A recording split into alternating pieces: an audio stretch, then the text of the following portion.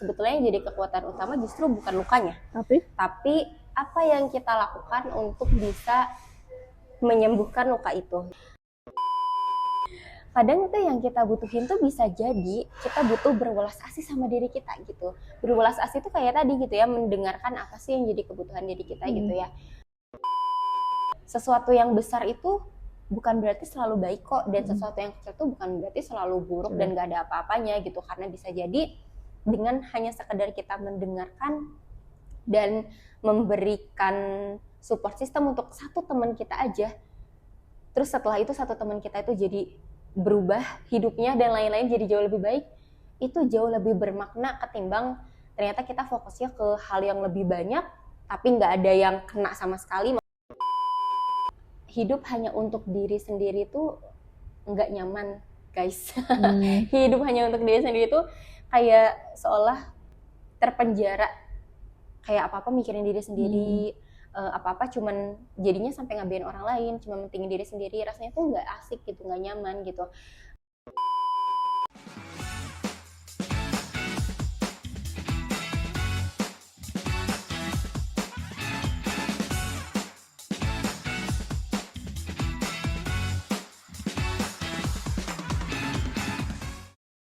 Assalamualaikum warahmatullahi wabarakatuh. Baik lagi di podcast ngobrolin tentang hidup, masih dengan aku dan dengan Farida, teman ngobrol kita. Yang kemarin kita udah ngebahas nih tentang bagaimana sih proses sembuh dalam sembuh dari luka ya, luka non fisik tentunya dalam pendekatan psikologis. Kita mau beranjak ke next step gitu. Next stepnya apa? Wah, menjadi lebih berdaya. Kita asumsinya adalah kita gimana sih kalau misal kita bisa dikatakan udah mulai menerima luka itu, udah mulai proses sembuh lah, kan berarti kita nggak bisa ya duduk di tempat, karena biasanya kalau setelah mengalami luka kan kayak refresh gitu nggak sih, kayak semuanya tuh sudut pandang dan segala macam tuh jadi berbeda. Nah gimana kita biar lebih berdaya nih kayak gitu. Nah jadi gimana sih, bisa nggak sih luka itu menjadi apa ya istilahnya, menjadi suatu kekuatan utama gitu dalam hidup kita? Menarik. Apakah luka itu bisa menjadi kekuatan utama? Sebetulnya yang jadi kekuatan utama justru bukan lukanya, tapi apa yang kita lakukan untuk bisa menyembuhkan luka itu. Oke gitu ya, kita sadar bahwa ada sesuatu yang salah di hidup kita, di dalam proses hidup kita. Kayak tadi nih misal, oh ayah aku nggak berperan nih dalam hidup aku, tapi dia ada, tapi dia ngerasanya nggak berperan gitu. Ya itu mungkin memang suatu kesalahan ya gitu, tapi nggak berhenti sampai apa ya, kadang tuh orang malah setelah menyadari adanya kesalahan, setelah itu malah jadinya menyalahkan bahwa iya nih gara-gara ayah gua nih nggak pernah hadir, nggak pernah ngasih nafkah, nggak pernah ngasih nasihat, nggak pernah apa dan lain-lain, gue jadinya kepincut sama laki-laki yang nawarin semuanya gitu ya, ngasih kebahagiaan dan lain-lain.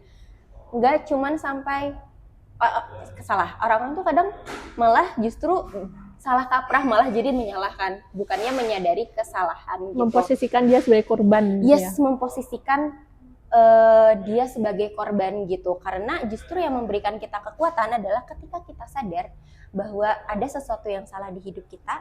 Setelah itu kita mampu menyadari bahwa sebagai orang dewasa kita bertanggung jawab untuk bisa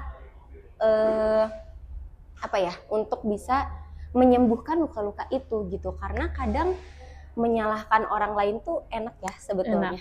Enak banget nyalahin orang lain tuh guys.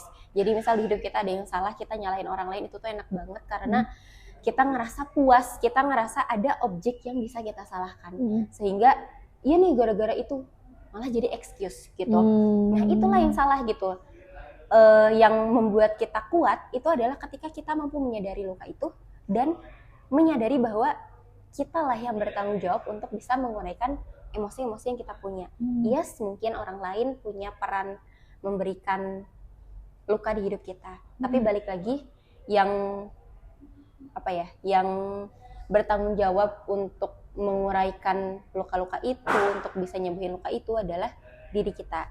Jadi bukan luka yang ngasih kita kekuatan, tapi proses sembuh proses gitu ya. apa yang kita lakukan untuk bisa nyembuhin luka itulah yang bikin kita jadi kuat. Karena mungkin dalam proses sembuh itu dia jadi menemukan diri yang sebelumnya dia nggak tahu ya.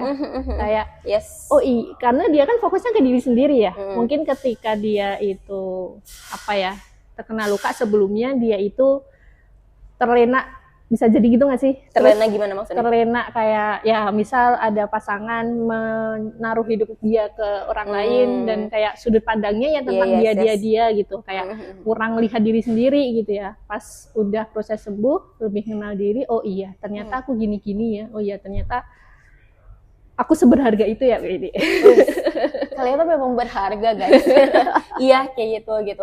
Justru yang ya itu betul gitu ya, karena yang memberikan kita kekuatan itu adalah apa yang kita lakukan dalam proses penyembuhan itu. Yang mana di dalam proses penyembuhan itu tuh kita nggak cuman bisa meredakan dan meregulasi emosi aja, tapi juga kita bisa jadi justru malah menemukan diri kita yang tadi ya ternyata kok aku tuh suka hal-hal baru ya, ternyata ada hal lain loh yang aku seneng lakuin, oh ternyata aku tuh orangnya hebat ya, dan lain-lain gitu. Sesuatu yang menyadarkan kita bahwa tadi diri kita berharga dan menyadarkan kita bahwa kita tuh bermakna gitu. Nah, itulah apa ya namanya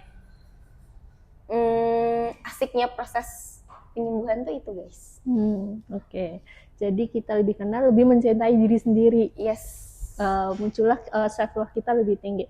Nah, tentang self love ini, aku pernah dengar bahwa ketika kita mencintai orang, kita akan mau effort sama untuk kayak misal, aku tuh pernah baca ya bahwa kayak cinta itu kata kerja. Oh iya betul. Kayak itu ya kan, kayak kita rela untuk memberikan effort apapun itu untuk orang yang kita cintai gitu. Tapi kita itu suka lupa ya untuk memberikan effort untuk diri sendiri.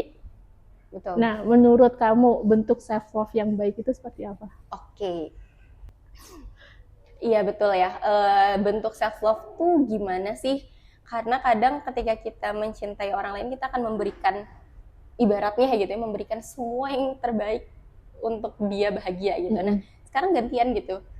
Objek gak sih itu namanya? Objek. Maaf. Objek cintanya. Oh ya, objek cinta. Berarti sekarang objek cintanya adalah di diri kita gitu. Bentuk self love-nya kayak gimana? Tadi nih, itu sesederhana dari dimulai dengan kita coba untuk mengenali emosi yang kita punya. Karena dari emosi itu kan kadang dia jadi signal ya buat kita, jadi sinyal untuk kita memahami apa ya yang lagi kita butuhin. Kadang itu tuh muncul dari bentuk emosi. Misalnya kita ngenalin lagi libur nih misal. Oke, lagi libur. Kok aku lagi ngerasa bosan ya. Kenapa ya aku ngerasa bosan? Apa gara-gara aktivitasnya kurang atau apa gitu. Nah, bentuk self love itu gitu salah satunya, dengan berusaha untuk memenuhi apa yang jadi kebutuhan diri kita. Salah satu cara untuk tahu kebutuhan diri kita adalah salah satunya bisa lewat sinyal emosi gitu. Sadar itu sih, ya. Secara sadar itu tuh sebetulnya bentuk yang paling sederhana, karena dari situ tuh kita bisa ngelakuin action lainnya gitu. Selain itu ya intinya itulah, berusaha untuk mendengarkan apa yang jadi kebutuhan kita self love tuh. Karena apalagi di era sekarang ya, kayak apa sih, digital, sosmed gitu, itu kan benar-benar cepat banget ya. Kadang kalau kita bosen apa ya, tapi lanjut scroll gitu-gitu, padahal mungkin kita itu butuh yang lain. Yes, ya nggak sih? Betul. Karena aku tuh pernah baca bahwa ya berarti kita harus berarti kalau kita scroll terus itu dengan dalih ya udah aku mau istirahat, tapi ternyata itu tuh bukan bentuk kita aware ke diri sendiri gitu ya. Iya, karena kadang kan memang menyenangkan ya untuk scrolling terus handphone gitu, tapi ngerasa nggak sih kalau scrolling terus tuh pasti ada perasaan-perasaan lain, kayak capek tiba-tiba, terus kayak ngerasa kok tiba-tiba udah 4 jam lagi ya megang HP gitu ya, atau ngerasa tiba-tiba aduh bosan atau apa. Itu kan sebetulnya sinyal-sinyal ya dari tubuh kita yang kita tuh butuh hal lain loh. Kita mengabaikan. Kita tuh ini tuh sesuatu yang tidak produktif gitu. Ini nggak boleh aku lakuin gitu. Sebenarnya itu tuh ya sesuatu yang harus kita batasin juga gitu. Ya kayak bayangin kalau misal pacar kita ngehubungi kita, misalnya kayak gitu ya gampangannya. Tapi kita abaikan sama aja yang seperti itu ya. Kita mengabaikan diri sendiri. Kita mengabaikan. Kadang tuh kita ngelakuin sesuatu dengan excuse self love, padahal bisa jadi nggak gitu. Karena ngerasa nggak sih keputusan-keputusan di hidup kita tuh banyaknya adalah keputusan emosional. Ngerasa nggak kayak sesederhana ya kita kalau misalnya mau beli sesuatu di e-commerce, tasnya lucu nih. Kita kan akan ngerasa sebetulnya perasaan kita tuh pengen kok beli tas itu gitu, tapi kemudian pikiran kita itu akan mencari alasan untuk membenarkan emosi kita. Kayak kadang iya kok, tapi sebenarnya aku butuh kok tas gini, aku belum punya kok tas gini, beli check out gitu. Itu kan sebetulnya keputusan-keputusan emosional yang kita lakukan atas dasar self love gitu. Maksudnya kayak kadang tuh ada banyak banget loh keputusan-keputusan yang kita buat tuh atas dorongan emosional yang sebetulnya bisa jadi itu bukan self love. Kayak tadi main handphone lama-lama, enggak kok aku ini lagi istirahat, enggak kok aku nggak apa-apa dan lain-lain, tapi sampai nggak produktif, sampai mengabaikan hal-hal lain, itu kan sebetulnya bukan self love ya. Karena balik lagi ya, self love itu bukan artinya ketika kita mau sesuatu kita harus mengikuti itu gitu ya, nggak gitu. Apalagi mungkin kalau misalnya kita di Islam gitu ya, yang jauh lebih kompleks itu adalah self love ketika kita memahami peran kita sebagai hamba. Jadi ketika peran kita sebagai hamba, apa aja sih hak-hak yang perlu kita penuhi gitu ya oleh tubuh kita. Oh iya, aku ini kok tubuh aku kayaknya perlu olahraga, udah seminggu ini belum olahraga, oke berarti aku perlu nih olahraga gitu. Atau kayaknya jiwa aku, iman aku kayaknya butuh butuh siraman rohani. Kok gitu sih? butuh ini deh, dengar kajian atau butuh sholat dan lain-lain. Itu tuh sebetulnya dalam bentuk self love juga gitu. Self love tuh ya berarti tadi ya balik lagi mendengarkan apa yang jadi kebutuhan diri kita, bukan keinginan. Karena dengan kita scrolling handphone 4 jam itu kan keinginan ya dan juga kesenangan gitu. Nah itu yang harus kita bangun boundariesnya gitu. Gimana biar cara pikir kita itu enggak nyaru sama emosi. Kayak tadi contohnya ya ngikuti, ya scroll kan ngikuti, kayak beli tas bagus ngikutin, padahal yang nggak betul-betul amat kayak gitu. Oke. Menarik. Tapi aku akan balik lagi ya ke video sebelumnya. Kalau teman-teman belum nonton, tonton video sebelumnya. Balik lagi ke video sebelumnya gitu. Yang paling penting adalah kita menyadari, sadar. Karena kadang kita tuh suka nggak sadar. Nggak sih teman-teman, kayak misalnya kita lagi bawa kendaraan nih, tiba-tiba sampai rumah lagi. Itu kan kita nggak sadar. Dengan selamat. Ya Allah. Kita sampai dengan selamat itu contoh ekstrim lah ya. Tapi contoh yang paling kecil itu kadang kita tuh nggak sadar dengan apa yang lagi kita lakukan gitu. Kayak sesederhana contohnya. Misal kita tahu nih peran suami adalah ngasih nafkah misal gitu ya. Tapi kadang ketika suami kayak transfer gajinya gitu ya, misal gitu ya, transfer gaji buat bulanan dan lain-lain, kadang kan nggak sadar ya, karena itu sering terjadi sehingga kayak udah ya ditransfer gitu. Padahal di dalam bentuk transaksi itu tuh bisa jadi kita tuh perlu menyadari, oh iya oke, karena aku tuh sebagai suami loh untuk menafkahi, oh iya ini ya sayang untuk nafkah bulan ini ya, atau apa dan lain-lain. Nah bentuk kesadaran itulah yang perlu kita tingkatkan, sehingga ketika kita tadi ya baru scrolling kayak misal 20 menit, oke balik lagi nih kesadar, oke aku udah pegang handphone nih 20 menit, ini kira-kira memang aku lagi pengen butuh ini untuk cari-cari informasi atau pengen sekedar refreshing, ketawa-ketawa, atau apa nih, ada alasan lain gitu. Jadi pintar-pintarlah untuk membangun kesadaran. Oke. Tapi sebaliknya kayak kita itu kadang juga kurang mencintai diri sendiri ketika kita kayak ada kata-kata kayak terlalu keras sama diri sendiri, selalu mengkritik diri sendiri, walaupun katanya ya kita memang harus keras ke diri sendiri kayak gitu. Itu gimana menurut kamu? Kata siapa tuh? Ada pernyataan kayak kita kalau sama diri sendiri itu harus keras, tapi kalau sama orang lain harus apa ya, berusaha untuk lembut lah atau apalah kayak gitu. Yes. Aku juga pernah dengar itu sih ya, bahwa memang kalau kayak ke diri sendiri itu kita harus disiplin, harus lebih keras dibandingkan dengan kita memperlakukan orang lain gitu.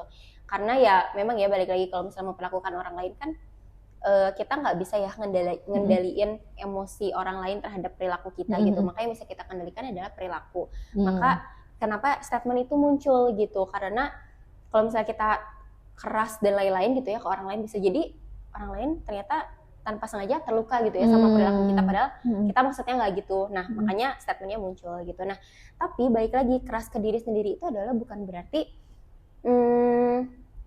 kita tidak boleh memberikan kenyamanan untuk diri kita gitu. Bukan berarti kita enggak, aku nggak boleh istirahat, aku nggak boleh diem, aku nggak boleh ini, aku harus kerja, aku harus harus ngerjain yang lain, ini dan itu, aku harus beresin rumah dan lain-lain. Nggak gitu. Bukan berarti kita memecut tanpa perlu istirahat. Tentu kita tetap butuh istirahat ya, karena balik lagi istirahat adalah kebutuhan diri kita. Jadi yang paling penting adalah menyadari dulu nih kebutuhan diri kita tuh apa aja. Benar nggak sih kita tuh hanya butuh untuk bergerak gitu? Apa jangan-jangan bukan tubuh kita loh yang butuh bergerak gitu, tapi diri kita yang ngerasa nggak nyaman ketika kita ngerasa hampa. Kadang kan kalau misalnya kita nggak ngapa-ngapain tuh kadang muncul perasaan kosong ya, perasaan hampa, perasaan kayak kok hidup gini ya, kok membosankan, jadi langsung bergerak dan lain-lain. Kadang gitu nggak sih? Kadang itulah yang perlu kita telusuri dulu gitu ya, apa jangan-jangan sebetulnya kita loh yang nggak nyaman dengan perasaan yang muncul ketika kita diem aja gitu. Karena balik lagi, setiap perasaan yang muncul itu ya valid, divalidasi gitu. Karena kadang kita tuh ngerasa kosong, ngerasa hampa, itu tuh bukan karena, itu sebenarnya memang nama emosi ya, ngerasa hampa tuh memang emosi gitu. Tapi bisa jadi hampa itu muncul karena saking banyaknya emosi yang masuk ke diri kita. Kayak ngerasa sedih, ngerasa marah, ngerasa kecewa, itu tuh datang secara bersamaan sehingga diri kita tuh ngerasa nggak lagi punya kapasitas untuk merasakan emosi itu gitu. Makanya muncul perasaan hampa dan kosong. Makanya perlu diurai gitu. Nah apakah gara-gara itu? Atau gara-gara memang kita butuhnya untuk bergerak gitu. Nah itu balik lagi, siapa yang tahu ya kita gitu. Karena bahkan Anda orang yang benar-benar nggak bisa diam sampai Anda kan contohnya kan sampai lupa kapasitas diri. Tapi kan kalau tahu kan nggak apa-apa.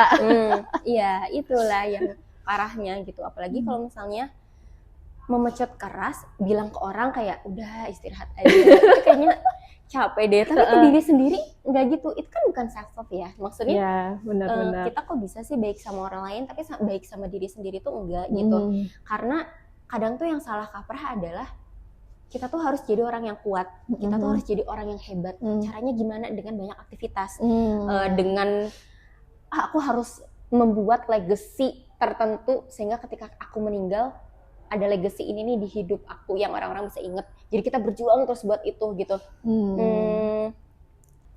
Kadang kan ada juga ya yang orang tuh bekerja keras untuk legacy itu gitu, sampai-sampai mengabaikan istirahat gitu, sampai kayak ngerasa kan ada ya orang yang kerja terus dan lain-lain gitu sampai tiba-tiba sakit dirawat, ya tiba-tiba sakit dirawat, kerja tips ya kerja tipes gitu. Nah itu kan sebetulnya bukan self love ya, karena balik lagi tidak mendengarkan apa sih yang jadi kebutuhan kita gitu. Nah yang paling penting tuh adalah kuat. Tadi aku mau ngomong tentang kuat gitu.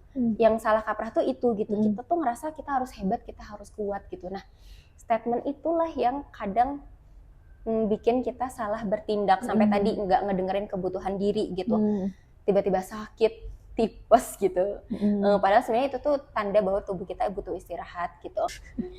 Kadang itu yang kita butuhin tuh bisa jadi kita butuh berwelas asih sama diri kita gitu. Berwelas asih itu kayak tadi gitu ya, mendengarkan apa sih yang jadi kebutuhan diri kita gitu ya. Oh oke, kayaknya aku emang udah ada di tahap butuh istirahat. Oh kayaknya aku ini udah terlalu ngeporsir, terlalu berlebihan deh dan lain-lain gitu ya. Jadi kuat dan hebat tuh nggak selalu dimaknai dengan nggak istirahat gitu.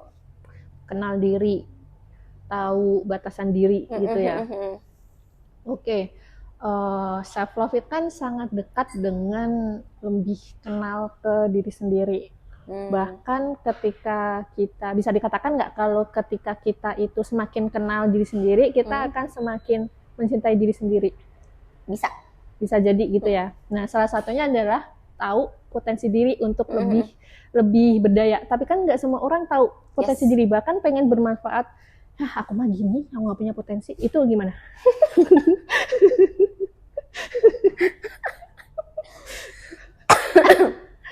Oke. Nah, itulah pikiran yang perlu kita evaluasi. Aku nggak punya potensi, aku nggak bisa ngapa-ngapain dan lain-lain. Itu yang sebetulnya pikiran-pikiran yang perlu dievaluasi. Jadi sebelum bertindak dan cari tahu misi hidup kita apa yang perlu kita lakuin, potensi yang kita punya apa, pertama-tama adalah kita benerin dulu dari pikiran-pikiran yang salah itu gitu. Oke, jadi sebelum kita cari tahu apa sih misi kita, apa sih potensi kita, nah yang pertama kali perlu kita benerin adalah tadi pikiran yang salah gitu, ngerasa bahwa kita nggak bisa apa-apa, kita nggak punya apa-apa, kita nggak punya potensi, nggak punya tujuan hidup dan lain-lain. Itulah pikiran-pikiran itu yang perlu dievaluasi gitu. Nah, gimana cara ngevaluasi pikiran itu gitu? Balik lagi ke yang tadi gitu ya, bahwa kalaupun ternyata teman-teman bisa melakukan itu sendiri, oke, silakan gitu. Tapi kalau misalnya ternyata butuh bantuan orang lain gitu ya, teman atau keluarga, seseorang yang kenal teman-teman luar dan dalam gitu ya, itu boleh banget gitu. Karena kadang kita tuh ngerasa nggak bisa apa-apa karena ya tadi kita belum tahu aja potensi yang kita punya apa gitu. Karena kalau teman-teman tahu Johari Window, pernah dengar Johari Window? Nah, jadi di Johari Window itu dia ada 4 cara untuk bisa mengenali potensi yang kita punya. Oke, jadi kalau misalnya di Johari Window itu dia kan ada 4 kuadran ya. Kuadran pertama itu adalah terkait dengan openness gitu. Jadi kuadran terbuka di mana kita tahu diri kita tuh seperti apa dan orang lain tahu diri kita seperti apa. Misal aku tuh orangnya suka banget ngomong gitu. Aku tuh bisa ngomong, aku menyadari bahwa aku bisa ngomong dan teman-teman aku pun menyadari bahwa aku bisa ngomong. Itu adalah kuadran pertama gitu, kuadran yang terbuka. Kemudian kuadran selanjutnya adalah, ini aku agak lupa ya posisinya gimana, tapi yang kedua itu adalah aspek di mana hanya kita yang tahu, orang lain nggak tahu. Misal, aku tuh orangnya sebetulnya gampang marah, aku tuh sebetulnya gampang emosi, tapi orang-orang tidak menyadari itu. Karena hanya aku yang menyadari. Terus di kuadran selanjutnya itu tuh ada ngebahas bahwa orang lain tahu tentang kita, sementara kita nggak tahu tentang diri kita gitu ya. Kita nggak sadar gitu, kita punya potensi itu gitu. Misal orang lain ternyata menyadari bahwa aku tuh pintar nge-MC gitu misal, tapi karena aku belum pernah coba dan aku ngerasa ketika aku nyobain jadi MC aku gagal, nah aku jadi ngerasa aku nggak punya bakat itu gitu, tapi orang lain sadar itu gitu. Itu ada di kuadran yang ketiga lah. Kuadran yang terakhir adalah aku nggak tahu, orang lain pun nggak tahu. Itu gimana kalau sama-sama nggak tahu? Nah kita bahas dari itu gitu ya. Jadi gimana cara tahu sih potensi kita apa supaya kita bisa bertindak gitu. Mungkin teman-teman bisa sederhana lewat kuadran itu gitu. Nanti teman-teman coba isi potensi itu gitu ya, ada di kuadran-kuadran mana. Itulah kenapa kita butuh orang lain. Karena apa? Karena untuk make sure gitu ya. Karena barangkali tadi nih di kuadran yang kedua di bawah gitu ya, ada sesuatu yang kita nggak sadar tapi orang lain sadar. Nggak cuma dari potensi, tapi bisa juga dari tindakan-tindakan, perilaku-perilaku kita yang tanpa sengaja itu keluar tapi kita nggak sadar.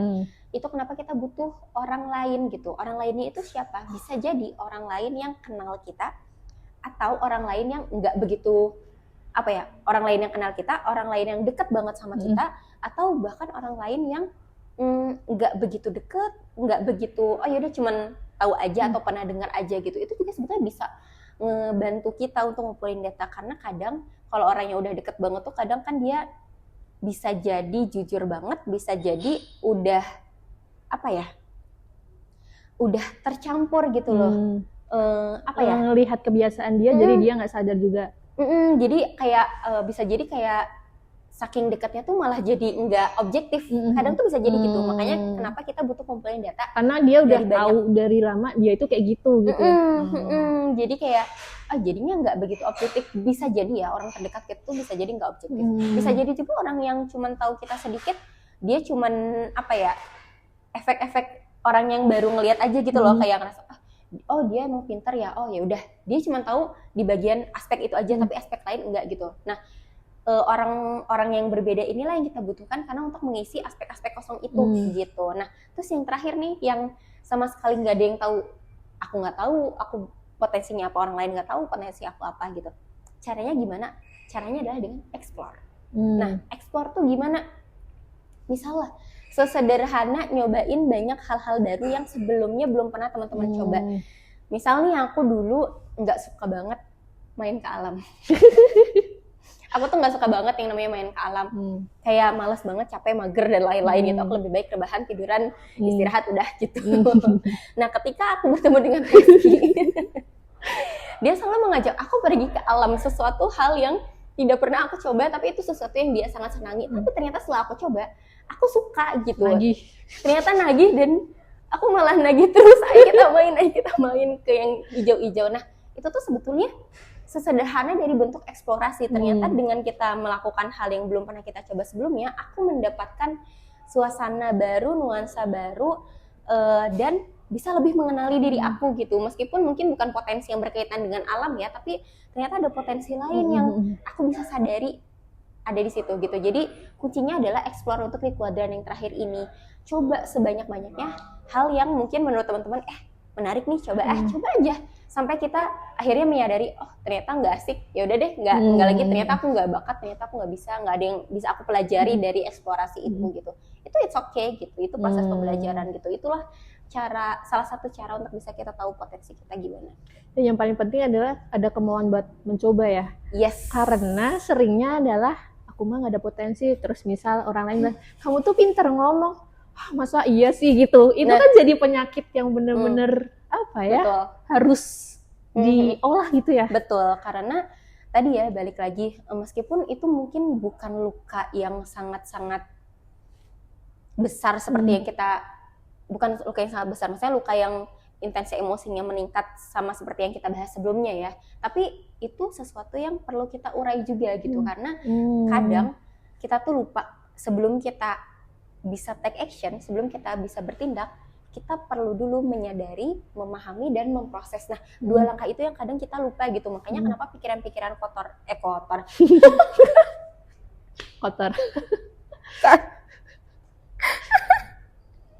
Kenapa jadi pikiran apa kotor? Dong pikiran leneh?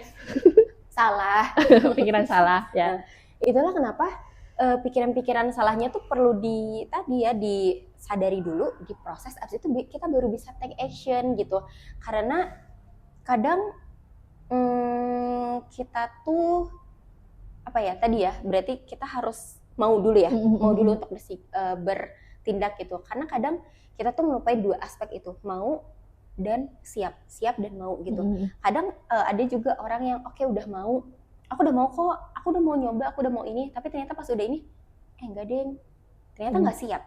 Nah itu yang perlu kita siapin juga gitu, bahwa selain kita perlu menyadari, memahami, dan memproses untuk akhirnya bisa take action, kita juga perlu menyiapkan diri untuk mau dan juga siap gitu. Mau itu untuk apa ya? Tadi mau untuk ditolong, mau untuk minta pertolongan kalau seandainya kita butuh, dan siap untuk ditolong, dan siap untuk menerima pertolongan, dan siap untuk tadi take action, siap untuk berubah dan lain-lain gitu.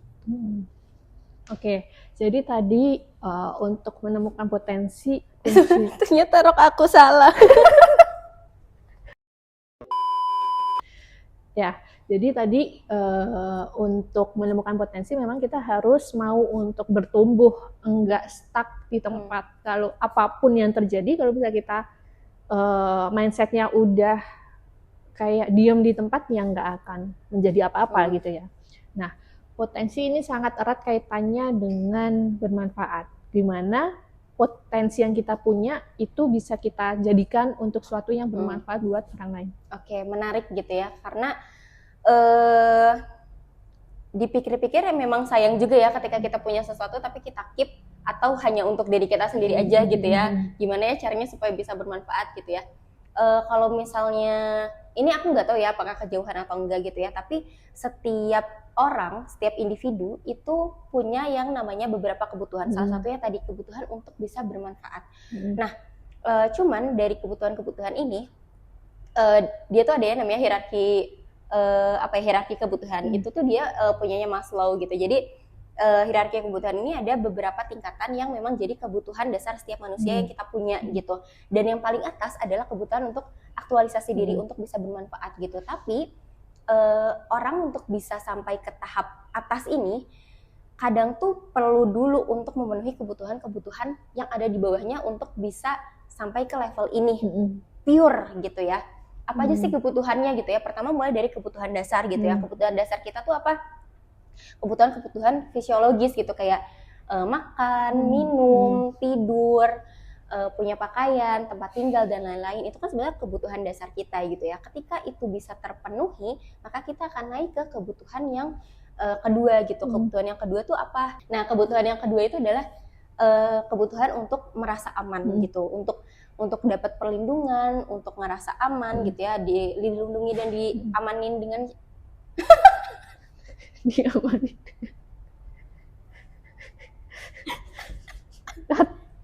Astagfirullahaladzim. Salah, nggak ada yang ngamanin. Nah, ketika kebutuhan dasarnya sudah terpenuhi, terus kita akan naik nih biasanya untuk ngurusin ke kebutuhan yang selanjutnya gitu. Apa itu? Nah, itu ngerasa safety needs gitu ya. Jadi ada yang namanya kebutuhan dasar kita untuk bisa ngerasa aman gitu. Ngerasa aman, dapat perlindungan. Nah, itu tuh kebutuhan kita juga gitu.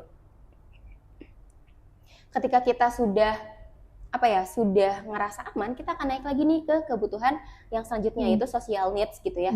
Social needs itu adalah kebutuhan kita untuk disayangi, untuk mendapatkan kasih sayang, pokoknya hal-hal yang berhubungan dengan relasi gitu. Nah, setelah itu beres nih, nah kita akan naik lagi nih ke kebutuhan yang selanjutnya, yaitu kebutuhan penghargaan gitu ya, self esteem gitu. Jadi kita juga punya loh kebutuhan untuk bisa dapetin pencapaian, untuk dapetin kayak status-status tertentu gitu. Bukan dalam artian itu tuh dijadikan sebagai tujuan ya, tapi memang itu kebutuhan kita kok untuk punya pencapaian tertentu, untuk ngerasa berharga lah gitu, untuk mendapatkan penghargaan itu. Nah, lalu akan naiklah ke step yang selanjutnya, yaitu aktualisasi diri, di mana kita betul-betul mengeluarkan seluruh potensi kita ya untuk aktualisasi diri gitu. Nah, kadang ketika orang ada di tahap yang paling atas gitu ya, aktualisasi diri, udah butuh untuk berperan di dalam lingkungan sosial, kadang itu tuh kita jadi udah nggak butuh lagi validasi orang lain. Kita udah nggak butuh lagi kita nggak lagi mempedulikan dari sini aku mendapatkan penghasilan atau enggak, atau dan lain-lain. Itu kalau tahapan orang yang udah kayak bener-bener udahlah, memang misi hidup aku adalah untuk bersosialisasi, untuk sosial, untuk dampak sosial dan lain-lain gitu. Kadang ada orang yang sampai berpikiran seperti itu. Tapi balik lagi nih, kadang ketika kita belum bisa memenuhi beberapa kebutuhan-kebutuhan di bawahnya, bukan berarti kita nggak bisa memberikan dampak sosial untuk orang lain. Bukan itu gitu. Tapi bisa jadi kalau self aktualisasi diri bisa jadi dia dampaknya lebih meluas, bisa jadi ya. Nah, kalau misalnya sementara kita belum bisa memenuhi kebutuhan-kebutuhan di bawahnya, ya bisa jadi dampak yang kita kasih adalah untuk orang-orang di sekitar kita gitu, tanpa kita sadar. Kayak sesederhana tadi nih, ada kebutuhan-kebutuhan di tahapan rasa aman gitu ya. Ketika kita ngerasa kita butuh rasa aman dan itu sudah terpenuhi, bisa jadi ya kita berdampak dengan kita juga memberikan rasa aman loh untuk orang lain gitu. Kayak oke, aku ternyata mau kok dengerin cerita kamu, so kamu butuh apa atau apa dan lain-lain gitu. Sebetulnya itu juga bisa hadir gitu. Cuman kadang ketika kebutuhan di bawahnya itu belum terpenuhi, kita jadi nggak bisa all out 100% gitu. Tapi bukan berarti all out 100% itu mengabaikan diri kita ya. Tapi ya artinya ya berarti ketika kita berdampak, ya memang ada beberapa hal yang perlu kita beresin juga gitu dari diri kita gitu. Jadi gimana caranya supaya bisa berdampak gitu ya? Tadi mulai dari hal-hal kita udah kenalin ya potensinya gitu. Nah, setelah itu apa gitu? Setelah itu Nah, menariknya adalah biasanya misi hidup kita itu berkaitan dengan masalah hidup yang pernah kita alami. Setuju nggak sih? Kadang ya, kadang tuh bersinggungan dengan masalah hidup yang pernah kita alami atau keresahan-keresahan yang pernah kita alami. Kayak misal nih, ada orang yang pengen banget berperan di kesehatan mental. Karena apa? Karena dia ternyata tumbuh di keluarga yang kurang mempedulikan itu, nggak hangat dan lain-lain. Makanya dia pengen banget berperan dan berdampak di situ. Orang itu bisa berperan dan berdampak di situ karena dia sudah selesai dengan dirinya sendiri. Gitu. Nah, itu yang harus kita lakukan gitu. Selain kita ketemu potensinya, kita harus selesai juga nih sama masalah yang kita punya gitu. Karena dengan begitu kita jadi bisa nyusun strategi dan kita tahu tujuan kita apa gitu. Dengan mengait-ngaitan potensi dengan kebutuhan orang-orang, dengan sesuatu yang kita punya gitu. Oke. Kadang tuh suka nyaru antara bermanfaat dengan mendapatkan apresiasi.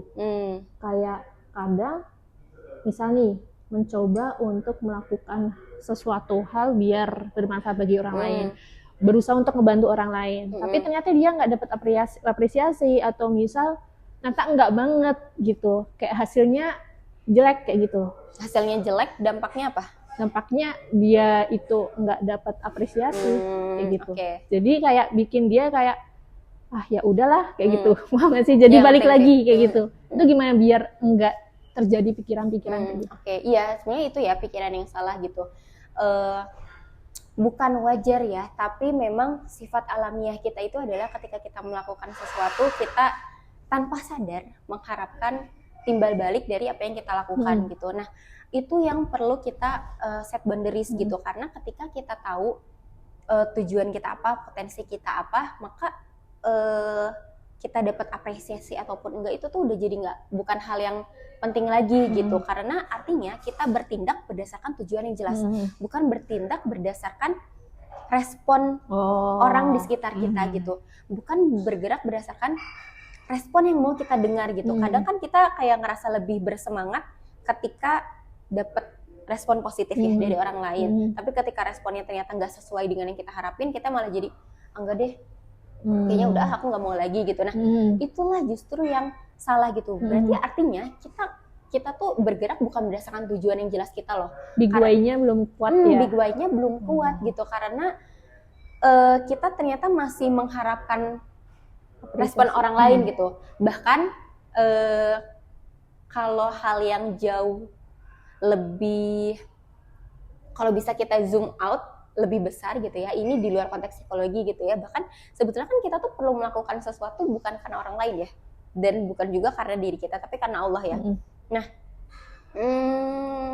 kadang yang bikin kita sulit untuk bergerak itu adalah karena yang kita tuju itu bukan Allahnya, tapi orang lain gitu, hasil gitu. Yes, mungkin betul ketika kita pertama kali melangkah itu tujuannya adalah buat Allah, tapi ketika dalam perjalanannya itu kan kadang belok ya. Lapangan tuh kan dinamis ya. Luas banget ya. Luas banget ya lapangan tuh gitu. Jadi kadang ternyata ada banyak orang kok yang suka, oke deh aku lanjut lagi, tapi ketika ternyata orang lain gak suka, kita malah jadi mundur dan kecewa gitu. Itu kan artinya kita bertindak berdasarkan respon orang lain ya. Kita bertindak bukan berdasarkan tujuan kita apa, Allah gitu. Berarti ketika kita masih bergerak berdasarkan orang lain ya tujuan kita masih belum jelas, big why-nya belum jelas gitu. Jadi perbaikinya dari situ, justru cari tahu dulu big why-nya apa gitu. Karena ya memang kalau perjalanan tuh harus selalu di refresh ya. Jadi dievaluasi gitu ya. Bisa jadi di tengah jalan hilaf, lupa dan sebagainya, ya memang perlu dilurusin lagi aja. Dan bermanfaat itu enggak selalu hal yang besar ya. Karena kadang orang-orang itu susah bergerak juga karena mikirinnya udah kemana-mana, kayak harus apa gitu ya. Jadi bikin dia kayak semakin merasa enggak berdaya kayak gitu. Nah, yang kadang salah kaprah di kita itu adalah kita tuh bergerak dan berdampak itu untuk luar dulu, padahal seharusnya tuh untuk di dalam dulu loh. Kalaupun ternyata kita ini aku misal ya dalam contoh konteks kita sudah berkeluarga gitu ya, misal aku berperan sebagai istri. Cilah, istri siapa? Amin. Misal aku berperan aku sebagai istri. Aku berpikir gimana caranya aku bisa memberikan dampak di luar gitu. Tapi aku tidak menguatkan dari dalam gitu. Fondasi dari dalam, misal aku tidak menguatkan dulu hubungan aku, relasi aku dengan suami kayak gimana, kalau misalnya seandainya aku udah punya anak, relasi aku dengan anak seperti apa dan lain-lain, itu nggak kuat. Tapi aku udah mikirin yang luar dulu nih. Nah, ketika aku udah mikirin yang luar dulu, maka apapun yang terjadi di luar itu akan mudah menggoyahkan aku, karena di dalamnya belum kuat gitu. Kayak tadi misal jadinya nggak jelas gitu. Nah, tapi ketika kita sudah menguatkan yang ada di dalam dulu, maka yang luar tuh lama-lama akan berdampak loh. Kalau misalnya contohnya kejauhan nih yang berkeluarga, misal kita aja secara internal gitu ya, ketika kita belum selesai dengan diri kita gitu ya, belum beres, tapi kita udah pengen berdampak yang meluas gitu ya, pasti tadi dalam perjalanannya pasti bakal kacau gitu, karena dengar sana sini kitanya masih belum kuat, konsep diri kita belum kuat, kita iya ya, oh ternyata orang-orang kok pada nggak suka ya, kok likes-nya sedikit ya, berarti aku jelek ya dan lain-lain. Kan itu sebenarnya menandakan bahwa diri kita belum kuat ya, karena kita masih mendefinisikan diri kita atas dasar perkataan orang lain dong. Kalau kayak gitu berarti diri kita belum kuat, gimana kita mau berdampak lebih luas sementara diri kita sendiri belum selesai gitu, belum beres. Jadi pertama-tama mulai dulu dari diri kita sendiri. Nah, pertama beresin dulu dari inner terkecil dulu, diri sendiri gitu. Kalau ternyata dari diri sendirinya udah beres gitu, itu pasti akan jauh lebih mudah untuk berdampak gitu. Kalau misalnya ternyata berdampak lebih luas tadi ya malah bikin, aduh jadinya overthinking dan lain-lain, ya udah mulai dulu dari hal yang paling kecil. Hal yang paling kecil selain diri kita tadi apa? Misal dari keluarga. Setelah dari keluarga, misal dari teman, terus dari teman misal ada teman dekat, dari teman dekat ada teman kantor, dari teman kantor ada apa. Nah, itu kan sebenarnya bisa step by step sendiri, sedikit demi sedikit gitu. Sebetulnya bisa dimulai dari hal itu gitu, karena kadang kita tuh lupa bahwa bahkan sesederhana meluangkan waktu untuk mendengarkan orang lain bercerita itu pun sudah sangat bermanfaat gitu. Sesuatu yang besar itu bukan berarti selalu baik kok, dan sesuatu yang kecil itu bukan berarti selalu buruk dan gak ada apa-apanya gitu, karena bisa jadi dengan hanya sekedar kita mendengarkan dan memberikan support system untuk satu teman kita aja, terus setelah itu satu teman kita itu jadi berubah hidupnya dan lain-lain jadi jauh lebih baik, itu jauh lebih bermakna ketimbang ternyata kita fokusnya ke hal yang lebih banyak tapi nggak ada yang kena sama sekali. Maksudnya kayak kena sih tapi kayak oh ya udah, abis itu nggak kerasa lagi dan lain-lain, nggak di take action sama orang lain dan lain-lain. Jadi kan lebih nggak apa ya, kurang bermakna. Bisa jadi itu jadinya kurang bermakna gitu. Jadi ya tadi sesuatu yang baik nggak selalu dari yang besar kok gitu. Bisa dari dari yang kecil. Tapi itu dua bisa beriringan kan? Bisa dong. Kenapa manusia selalu membagi dua kubu, sesuatu tuh menjadi hitam dan putih gitu. Semuanya bisa dilakukan secara beriringan. Oke. Menurut kamu pribadi sebagai manusia, wow, saya manusia. Sepenting apa sih bermanfaat buat orang lain atau buat sekitar tuh? Ini buat diri aku pribadi. Iya, menurut kamu. Oke. Sepenting apa? Itu tuh sepenting tujuan kenapa kita ada di dunia ini. Apa tuh tujuannya? Tujuan kenapa Allah nyiptain kita. Sebetulnya bermanfaat tuh sepenting itu, karena tujuan Allah nyiptain kita tuh kan selain untuk beribadah juga untuk jadi khalifah ya. Khalifah tuh kan bisa jadi pemimpin, pelindung dan lain-lain. Gak cuma untuk diri kita sendiri tapi untuk orang-orang yang ada di sekitar kita atau orang yang jauh lebih besar gitu ya lingkupnya dari kita gitu. Bermanfaat tuh sepenting itu karena ibarat apa ya? Kita tuh kan, aduh jadi tiba-tiba ceramah nih. Nggak apa-apa ya. Sudah diberikan Allah sebaik-baiknya bentuk ya. Kayak di surat Atin gitu ya, kita tuh memang sudah diciptakan dalam bentuk sebaik-baiknya. Dalam bentuk sebaik-baiknya tuh apa? Bukan berarti dalam bentuk fisik, bukan berarti dalam bentuk keadaan, kondisi dan lain-lain, tapi dalam bentuk akal. Nah, akal itu kita gunakan untuk apa? Untuk bermanfaat gitu, nggak cuma untuk diri kita sendiri tapi untuk orang lain gitu. Karena hidup hanya untuk diri sendiri itu nggak nyaman guys. Hidup hanya untuk diri sendiri itu kayak seolah terpenjara, kayak apa-apa mikirin diri sendiri, apa-apa cuman jadinya sampai ngabain orang lain, cuma mentingin diri sendiri, rasanya tuh nggak asik gitu, nggak nyaman gitu.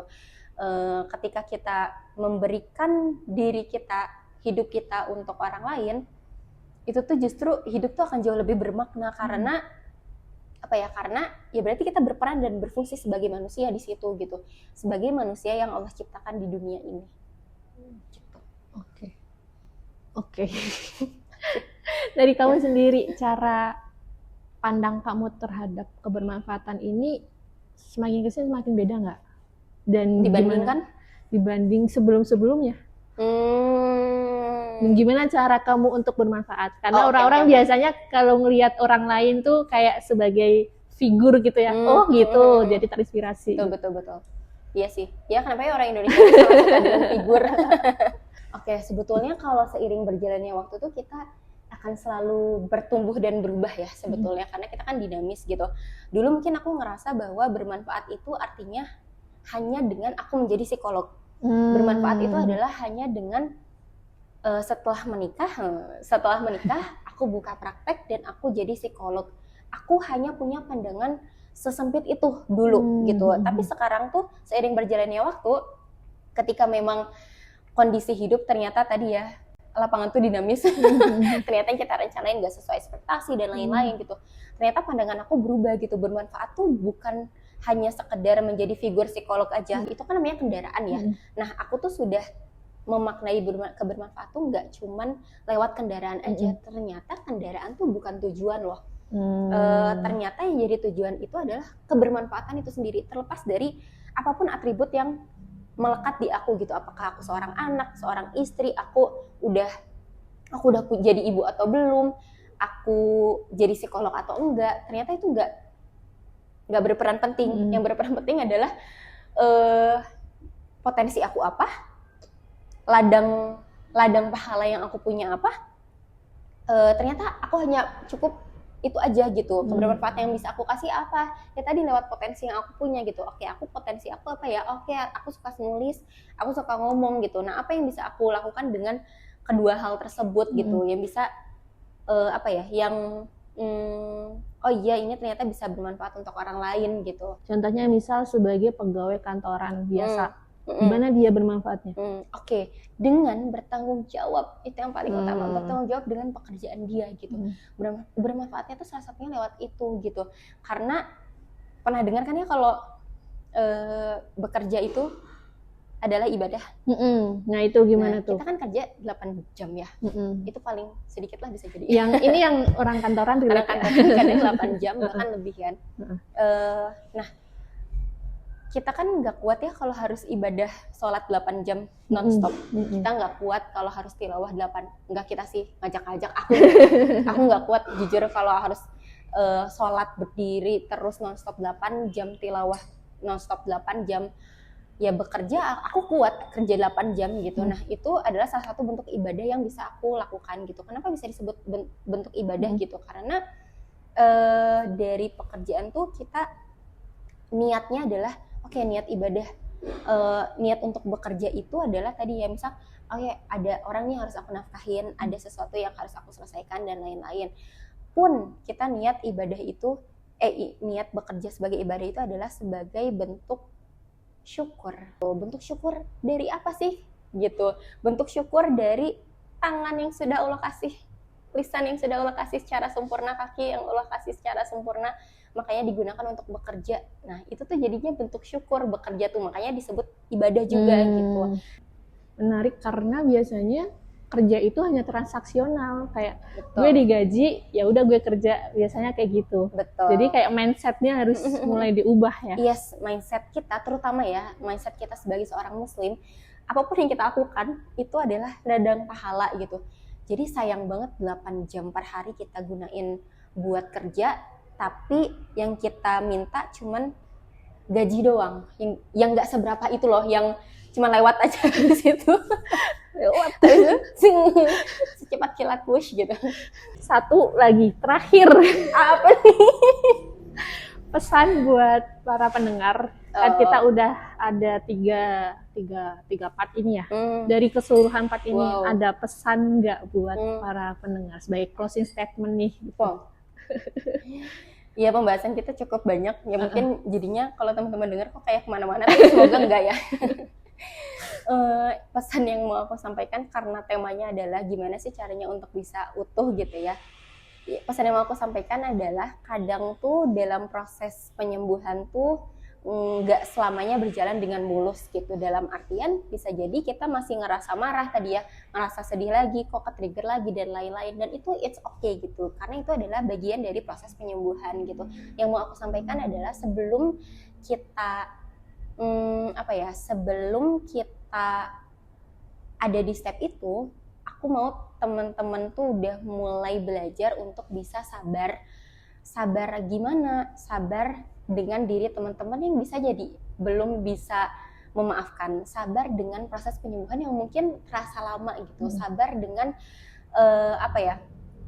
sabar dengan diri teman-teman yang kok kayaknya masih gini-gini aja, kok belum berkembang dan lain-lain gitu. Karena kadang yang merusak proses penyembuhan tuh itu karena kita ngerasa nggak sabar dengan proses, yang ngerasa marah dengan diri kita yang masih belum bisa menerima gitu. Jadi belajar untuk bisa menerima bahwa bisa jadi diri kita masih belum bisa sabar, bisa jadi diri kita masih marah-marah, bisa jadi proses penyembuhannya masih begitu lama. Kita harus menerima itu sebagai bagian dari proses penyembuhan gitu. Karena tadi ya, kita nggak boleh begitu kasar sama diri kita sendiri, karena bisa jadi yang kita butuhin itu adalah berulas asih sama diri kita gitu. Sehingga ketika kita mulai menerima diri kita yang belum bisa sabar, menerima diri kita yang masih marah-marah, menerima diri kita yang prosesnya masih naik turun, dengan begitu akan jauh lebih mudah untuk kita menikmati proses perjalanan sembuhnya. Sehingga tadi ya, ketika selama prosesnya itu kita menikmati, kita akhirnya bisa menemukan diri kita yang ternyata jauh lebih bermakna dan berharga gitu. Gitulah. Sampai kemudian nanti harapannya bisa menebarkan benih sebanyak-banyaknya ke sekitar gitu ya. Sudah guys, alhamdulillah 3 episode sudah selesai. Semoga ada manfaat yang bisa teman-teman ambil dari sana, bisa ngebantu teman-teman untuk menjadi pribadi yang lebih baik lagi gitu ya. Kita sekian aja. Wassalamualaikum warahmatullahi wabarakatuh.